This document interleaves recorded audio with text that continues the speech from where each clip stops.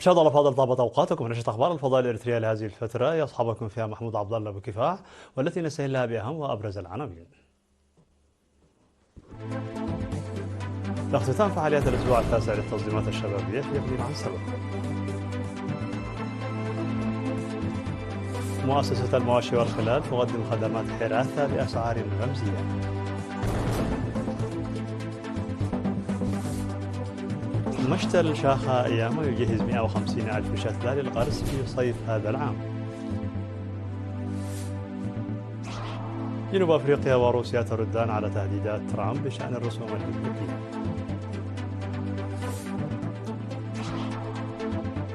زيارة دولة تاريخية لماكرون إلى بريطانيا.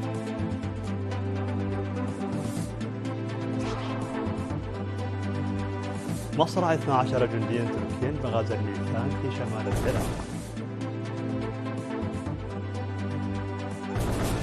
مرحبا بكم من العناوين إلى التفاصيل. اختتمت فعاليات الأسبوع التاسع للتنظيمات الشبابية، والتي أجريت في كل المديريات تحت شعار علمنا ومهنتنا وقدراتنا لشعبنا. اختتمت بتنظيم فعاليات مماثلة في بلدة أسندة بمديرية أسماط في الفترة من الأول وحتى الخامس من يوليو الجاري، وتضمنت الفعاليات محتويات ومنافسات معرفية وثقافية وفنية، فضلا عن تقديم مواد نموذجية من تلك الفعاليات التي نظمت على مستوى إدارات الضواحي والمديريات ضمن مراسم الاختتام. وتفيد الأنباء عن منافسة 839 شابا وشابة في 21 مسابقة نظمت في الفعاليات، وأن عدد المشاركين بلغ 20 ألف مشارك. وأشاد مسؤول فرع الاتحاد الوطني للشباب وطلبة إريتريا بإقليم عنسبة الشاب الزازي برختاب في الكلمة التي ألقاها بمساهمة المؤسسات والمعنيين الذين ساهموا في تنظيم وإنجاز هذه الفعاليات. وحث حاكم إقليم عنسبة السفير عبد الله موسى الفائزين بتطوير قدراتهم ومعرفتهم والمشاركين إلى تعزيز مشاركتهم وتقديم المزيد من المواد التي تدفع بأهداف الفعاليات لكونها تنمي الوحدة والوئام والوطنية إلى جانب التوجيه والترفيه. وتم توزيع الجوائز على الفائزين بشكل جماعي وفردي، حيث حصلت مديرية عيلة برعد على المركز الأول في الأسبوع التاسع للتنظيمات الشبابية بإقليم عنسبة لعام 2025. تلقى 352 مزارعا من سكان دار الضاحية مدفأ والتا التابعة لمديرية ابن حيلي خدمات حراثة بالجرارات تقدمها مؤسسة المواشي والقلال بأسعار رمزية.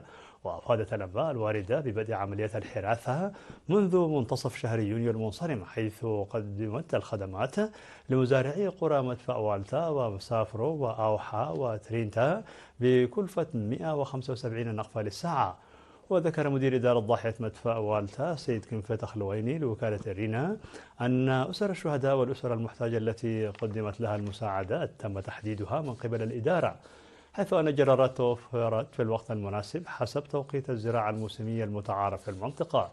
وأوضح عضو مؤسسة المواشي والقلال الشاب طعامي في السعية أن الجرارات تم توفيرها في الزمن الذي طلبته إدارة الضاحية، وأنه تم تقديم خدمات الحراثة لقرية مدفأ والتا و8 قرى مجاورة لها. وزع مكتب وزارة الزراعة في الإقليم الجنوبي 25 من الفراخ على 353 مزارعا فقيرا في مديرية صنعاء. وأوضحت خبيرة تربية الدجاج الآنسة سعيدة صالح بأن الفراخ التي تم توزيعها تبلغ من العمر شهرا واحدا، وقدمت بسعر 15 نقفة للواحدة. وأضافت أن الفراخ التي تم تفريخها بطريقة حديثة تلقى الرعاية والعناية في مدينة مندفرة، موضحة بأن البرنامج هو جزء من الجهود الرامية إلى تأمين مصدر دخل اقتصادي للمزارعين وتثبيت استراتيجية الغذاء المغذي للجميع في كل مكان.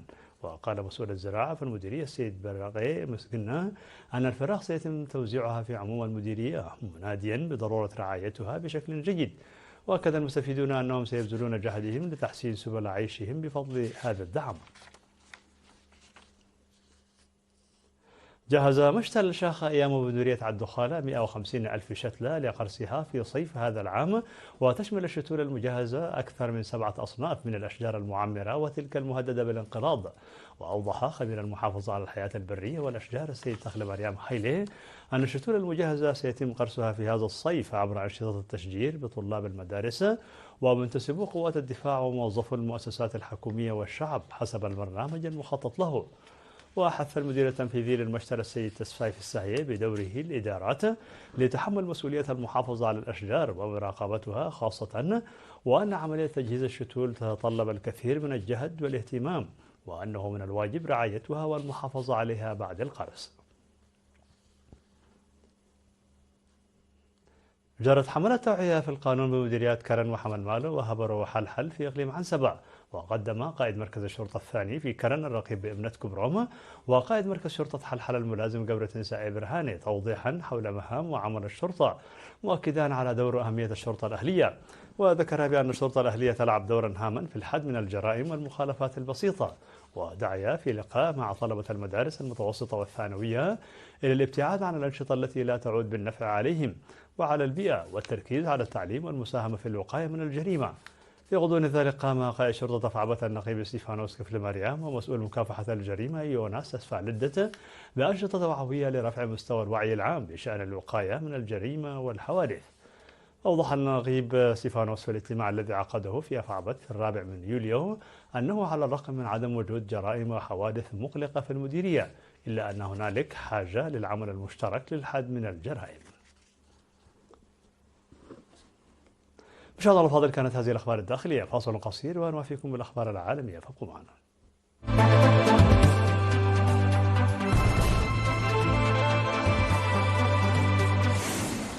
أهلا بكم. على الصعيد العالمي، أكدت كل من جنوب أفريقيا وروسيا أنهما ليستا مناهضتين للولايات المتحدة، وأن مجموعة دول البريكس التي تنتميان لها لم تهدف أبدا إلى تغويض دول أخرى. يأتي ذلك ردا على تهديدات الرئيس الأمريكي دونالد ترامب بفرض رسوم جمركية إضافية بنسبة 10% على الدول التي تتبنى سياسات مجموعة بريكس. وتحاول جنوب أفريقيا التفاوض على اتفاق تجاري مع إدارة ترامب منذ مايو الماضي، عندما استضاف ترامب الرئيس الجنوب أفريقي سيريل رامافوزا لإجراء محادثات في البيت الأبيض. وفي السياق ذاته قال الكريملين أن مجموعة دول البريكس لم تهدف أبدا إلى تغويض دول أخرى، وذلك ردا على تهديدات ترامب بفرض رسوم جمركية قدرها 10% على من يتبنى سياسات المجموعة المناهضة لأمريكا. وجاءت تصريحات ترامب تزامنا مع عقد قمة لزعماء مجموعة البريكس في البرازيل. ولدى سؤاله عن تصريحات ترامب، قال المتحدث باسم الكريملين ديمتري بيسكوف أن موسكو اطلعت عليها.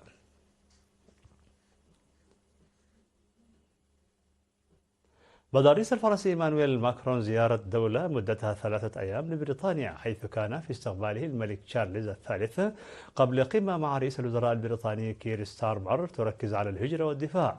وبعد الجمود الذي خيم على العلاقات بين البلدين إثر انسحاب بريطانيا من الاتحاد الأوروبي، وفي ظل الحكومات المحافظة السابقة، تأتي هذه الزيارة في أجواء أكثر دفئا بين البلدين بعد عودة حزب العمال إلى رئاسة الحكومة البريطانية العام الماضي. وساهمت الحرب في أوكرانيا التي أعادت الرهانات الدفاعية والأمنية إلى قلب الاهتمامات الأوروبية في هذا التغارب بين الحليفين اللذين يعتبران أكبر قوتين عسكريتين في القارة، يمتلكان كلاهما السلاح النووي. وينظر إليها من الجانب الفرنسي على أنها مؤشر إلى إعادة تقارب حول مصالح مشتركة في سياق إعادة إطلاق أوسع نطاقا للعلاقات التي يريد رئيس الوزراء العمالي كير ستارمر تحقيقها مع الاتحاد الأوروبي. أعلنت وزارة الدفاع التركية أن 12 جنديا لقوا حتفهم بعد استنشاقهم غاز الميثان أثناء عملية تمشيط لكهف في شمال العراق. وقالت الوزارة أن الحادث وقع بينما كانوا يشاركون في مهمة للبحث عن رفات جندي قتل عام 2022 خلال عملية عسكرية سابقة ضد حزب العمال الكردستاني.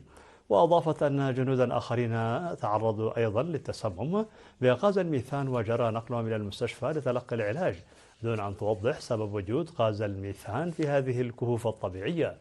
ولسنوات طويلة نفذ الجيش التركي عمليات عسكرية ضد مقاتلي حزب العمال الكردستاني في جبال القنديل بشمال العراق.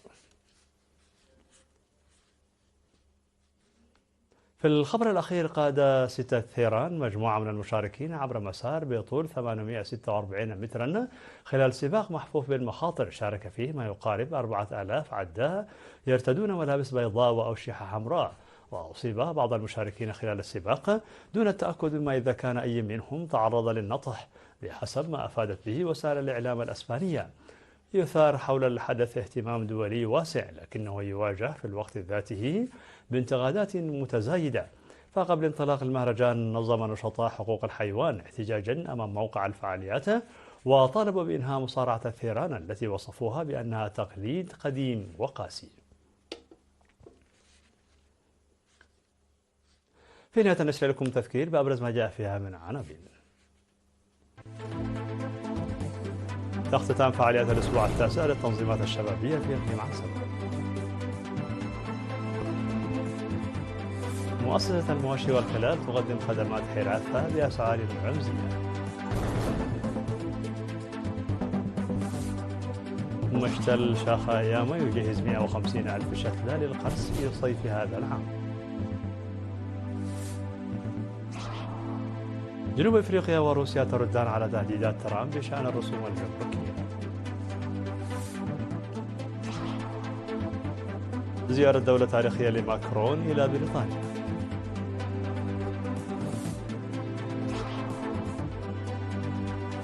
مصرع 12 جنديا تركيا بغاز الميثان في شمال العراق. مشاهدينا الأفاضل، بهذا نكون قد وصلنا بكم إلى نهاية النشرة. شكرا على حسن المتابعة، دمتم بألف خير.